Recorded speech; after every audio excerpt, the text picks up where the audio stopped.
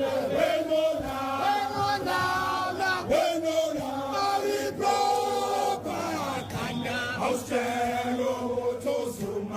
wanted to get the MK Party's reaction to the letter that has been sent by President Cyril Ramaphosa over the letter of demand that was sent on Monday. I understand that there was a letter of demand that was sent with a deadline of 10 a.m. today. The president, as I understand, has responded, not acceding to the demands by the MK Party and its leader, and instead says that those details that are sought are readily available and that the MK Party has already concluded that his conduct in relation to Police Minister or Minister Senzo Mchunu, as well as the acting Police Minister, are unconstitutional and unlawful.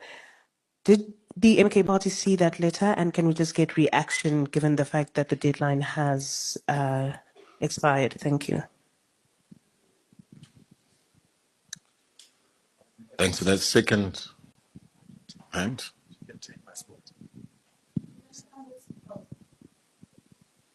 It's Natasha. Hi, thank you. Hi, it's Natasha Perry here from SABC News. I just have a couple of questions. In regards to the former Deputy Secretary General, I believe you all know, just moments before this briefing, there's a letter that was circulating that she has resigned as the Deputy Secretary General of the MK Party. Just your reaction on that, and do you perhaps fear that more members might actually jump ship, perhaps from the MK to Maibuye? You mentioned Floyd Shivambu, you've terminated his membership. But I'm just interested in knowing, former President Jacob Zuma, have you perhaps engaged him? Has he sought your audience at all?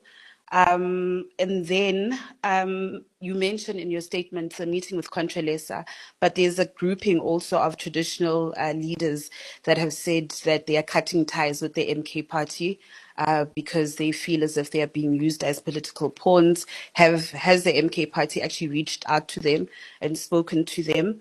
And then you also mentioned the meeting that you had with the ATM, and you mentioned the Comprehensive Partnership Pact. Can you perhaps now detail if any modalities around how you're going to be working together ahead of the 2026 local government elections? You've mentioned also in your statement your stance as the MK Party on the US tariffs, but now we know that the South African government, through President Cyril Ramaphosa, had said that all doors are still open for negotiations, right? Do you think, and are you confident as the official opposition that perhaps a deal would be made to actually reduce those 30% tariffs and to avert the bloodbaths of over 30,000 jobs? Thank you, and apologies for the many questions.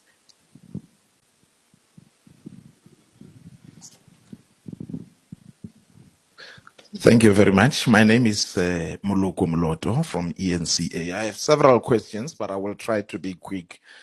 To the former President, Jacob Zuma, I just want to understand, considering the fact that at the time when you were at the helm of the African National Congress, their position has always been that the people of Western Sahara must be granted their independence. I want to understand at what point did this change for you? The second question is, there has been, I just want to understand, are you by any chance as the party receiving any money or funding from Morocco?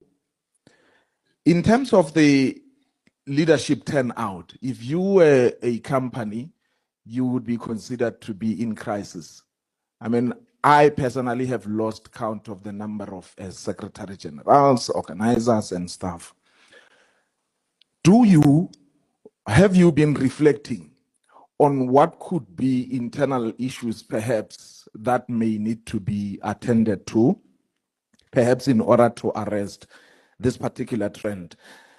Lastly, you are speaking about, and correctly so, about the deepening poverty, the decay in the state-owned institutions, and the systemic corruption. A lot of people will agree with you there.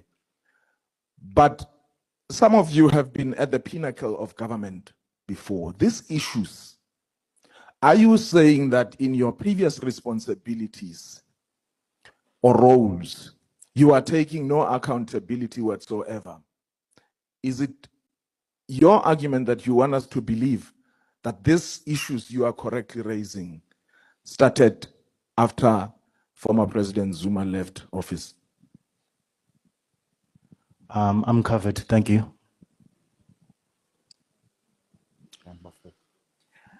The third hand. Yes. My name is Saeed. I'm asking this question on behalf of the Morocco TV channel, Media.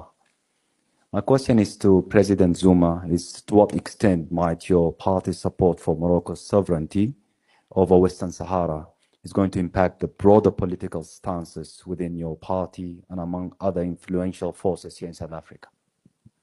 So can you just repeat that? I didn't think we got it clearly. To what extent might your party support for Morocco's sovereignty over Western Sahara is going to impact the broader political stances within your party and among the other influential forces in South Africa?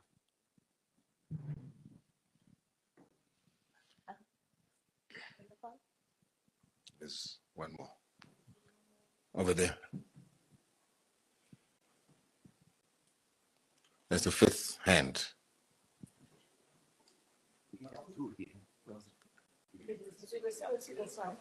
Are you covered? Okay. Thank you.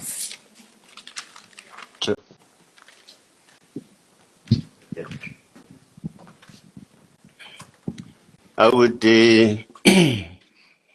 I would also ask that members of the National Leadership Collective also do tackle some of the questions. I did not get your name, Sister. Cecilia. All right, Natasha. So ngaze ngamngulimi la kimi. Sasigis.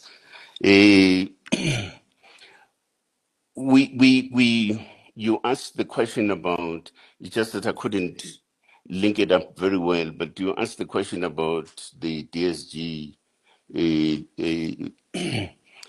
departing. Is true. We have also seen that. We must also take into account that people individually and otherwise they do make choices, their own sort of choices at any given point. So we're okay with that.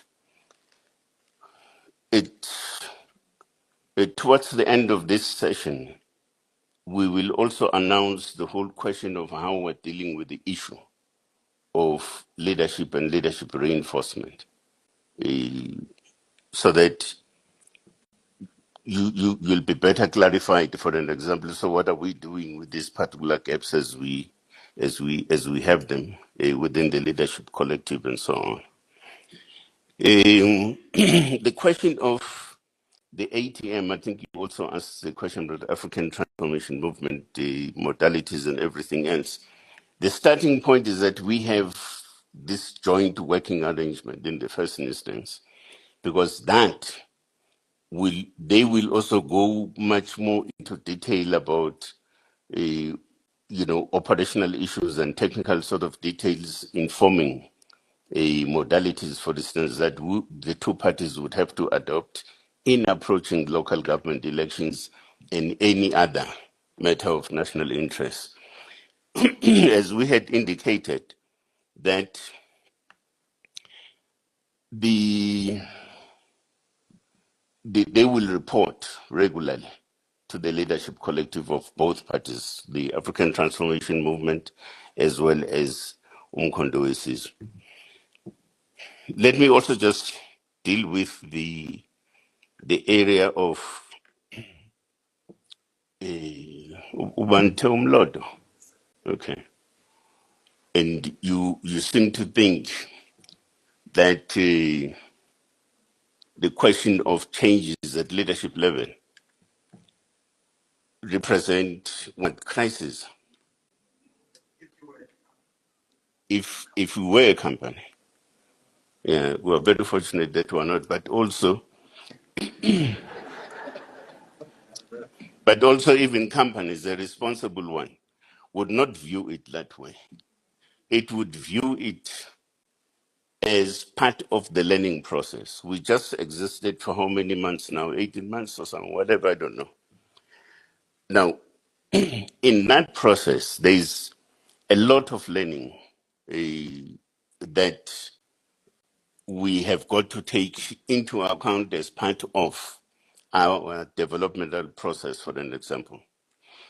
Now, we hope that with the changes that are going to be made, because maybe free of charge I can volunteer this thing and just tell you, for instance, one of the major weaknesses has been that you attract people to come and perform a duty of public administration, right? Of course, you need public administrators with social consciousness. That's what should inform the question of having a Secretary General into position. Now,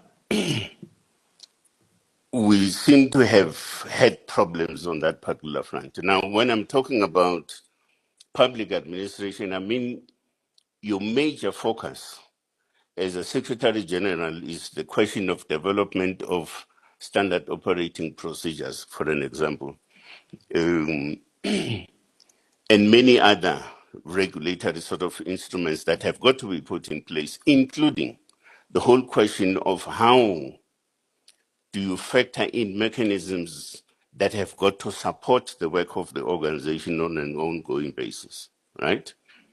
That's the work of a Secretary General. Of course, such a person has got to do that, also informed by a required degree of social consciousness and so on. So I disagree with you when I'm not going to see that as a as a point of instability. It's an undesirable situation, of course. I'm not saying that's what we should have. But if you are in a circumstance where as an organization, something does not work for you, no, you must correct that, right? Now, in fact, because you spoke about companies, in the corporate sector, it is an accepted thing that you'll have a strategy developed, but at the level of implementation, something else comes up. You have an imagined sort of strategic kind of diversion, and is acceptable. And I'm sure also you said to come from NCA. Go and ask them; they will tell you the same. Thank you very much.